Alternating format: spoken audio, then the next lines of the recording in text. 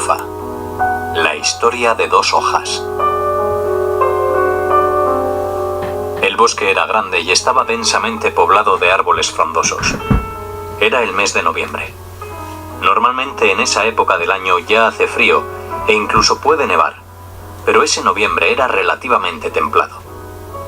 Las noches eran frescas y ventosas, pero en cuanto salía el sol, por las mañanas, comenzaba a calentar.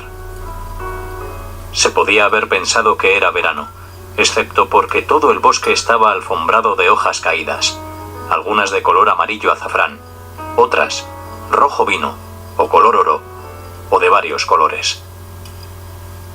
Las hojas se habían desprendido a causa de la lluvia, el viento, unas durante el día y otras durante la noche, y ahora formaban una espesa alfombra que cubría el suelo del bosque.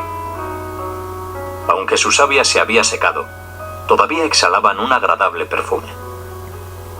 El sol brillaba a través de las ramas verdes y sus hojas, y sobre los gusanillos y moscas que habían sobrevivido de algún modo a las tormentas otoñales y se deslizaban por ellas. Los grillos, los ratones de campo y muchas otras criaturas que buscaban protección en la tierra encontraban cobijo bajo las hojas. Los pájaros que no habían emigrado a climas más cálidos se posaban sobre las desnudas ramas de los árboles.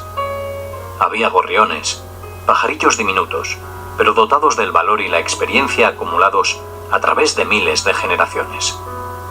Saltaban, trinaban y buscaban los alimentos que ofrecía el bosque en esa época del año. En las últimas semanas habían muerto muchos insectos y gusanos, pero nadie lamentaba su pérdida. Las criaturas de Dios saben que la muerte es simplemente una fase de la vida. Con la llegada de la primavera, el bosque se cubriría una vez más de hierba, hojas verdes, capullos y flores. Las aves migratorias regresarían de remotas tierras al encuentro de sus nidos abandonados. Si el viento y la lluvia habían destruido un nido, se podía reparar fácilmente. En la copa de un árbol que había perdido todas sus hojas, todavía quedaban dos. Una de ellas se llamaba Ole, y la otra, Trufa. Tanto Ole como Trufa estaban en la misma ramita. Como estaban en lo más alto del árbol, recibían mucho sol. Por alguna razón que Ole y Trufa desconocían, habían sobrevivido a todas las lluvias, a todas las noches frías y a los vientos, y seguían aferradas al extremo de la ramita. ¿Quién sabe por qué razón cae una hoja y otra sigue firme? Pero Ole y Trufa creían que se debía al gran amor que sentían recíprocamente. Ole era algo más grande que Trufa y unos días más vieja, pero Trufa era más bonita y delicada. Una hoja puede hacer muy poco por otra cuando sopla el viento, cae la lluvia o azota el granizo. Incluso en verano una hoja puede desgarrarse y, al llegar el otoño y el invierno, ya no se puede hacer nada. Aún así, Ole no perdía ocasión de animar a Trufa. Durante las peores tormentas, cuando retumbaban los truenos, centelleaban los relámpagos y el viento arrancaba no solo las hojas, sino ramas enteras, Ole le decía a Trufa: «Sujétate, Trufa, agárrate con todas tus fuerzas». A veces, durante las noches frías y tormentosas, Trufa se lamentaba: «Ha llegado mi hora, Ole, pero tú no te sueltes». «¿Para qué?», preguntaba Ole. «Sin ti mi vida no tiene sentido. Si te caes, caeré contigo». «No, Ole, no lo hagas. Mientras una hoja pueda sostenerse, no debe soltarse». «Todo depende de que te quedes conmigo», replicaba Ole. «De día te contemplo y admiro tu belleza. De noche aspiro tu fragancia. ¿Ser la única hoja de un árbol? No, jamás». «Ole, tus palabras son muy dulces, pero no son ciertas», dijo Trufa. «Sabes muy bien que ya no soy bella. Mira qué arrugada estoy. Toda mi savia se ha secado y me da vergüenza que los pájaros me vean. Me miran con tanta lástima. A veces me parece que se ríen de lo arrugada que me he puesto. Todo lo he perdido, pero todavía me queda algo: mi amor por ti. ¿Y no es suficiente? De todas nuestras fuerzas, el amor es la mayor, la más hermosa, dijo Ole. Mientras nos amemos, permaneceremos aquí, y no habrá viento, lluvia o tormenta que pueda destruirnos. Te diré algo, Trufa. Nunca te quise tanto como te quiero ahora. ¿Por qué, Ole? ¿Por qué? Estoy completamente amarilla. ¿Quién dice que el verde es bonito y el amarillo no? Todos los colores son igualmente bellos. Y justo en el momento en que Ole decía estas palabras, sucedió lo que Trufa había temido durante todos esos meses. Sopló un viento que arrancó a Ole de su rama. Trufa comenzó a temblar y a agitarse hasta el punto que pareció que también ella sería arrancada enseguida, pero estaba firmemente sujeta. Vio como Ole planeaba en el aire y la llamó en el idioma de las hojas. ¡Ole, vuelve! ¡Ole! Pero incluso antes de que hubiese terminado de decirlo, Ole desapareció de su vista. Se mezcló con las demás hojas caídas y Trufa se quedó sola en el árbol.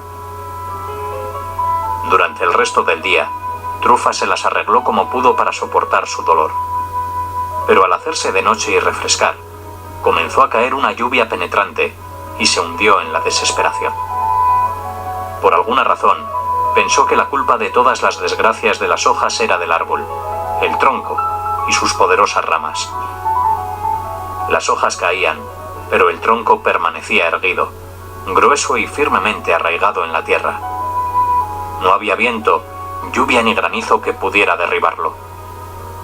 ¿Qué le podría importar a un árbol, que probablemente viviría eternamente, lo que le ocurriera a una hoja? Para Trufa, el tronco era una especie de dios. Durante algunos meses se cubría de hojas y luego se desprendía de ellas. Las alimentaba con su savia durante el tiempo que le apetecía, para luego dejarlas morir de hambre. Trufa suplicó al árbol que le devolviera a su Ole y que fuera verano nuevamente, pero el árbol no escuchó, o no quiso escuchar sus plegarias.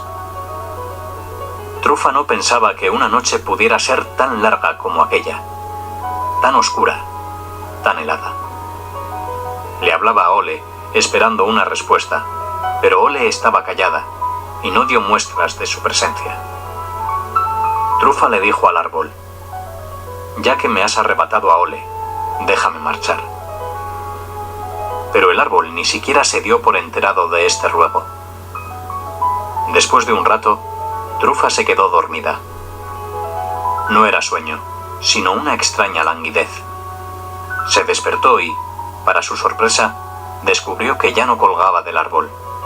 El viento se la había llevado mientras dormía. Era distinto a lo que sentía cuando se despertaba en el árbol, cuando salía el sol. Ahora todos sus temores y sus angustias habían desaparecido. Ese despertar también le trajo una conciencia que nunca antes había experimentado. Saber que no era solo una hoja completamente a merced del viento, sino que formaba parte del universo. Ya no era pequeña, ni débil, ni pasajera, sino parte de la eternidad. A través de alguna fuerza misteriosa, Trufa comprendió el milagro de sus moléculas, sus átomos, sus protones y sus electrones. La enorme energía que representaba y el plan divino del cual formaba parte.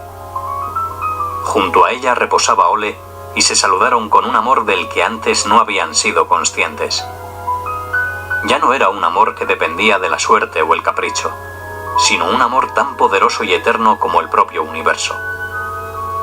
Lo que habían temido cada día, entre abril y noviembre, resultó no ser la muerte, sino la redención.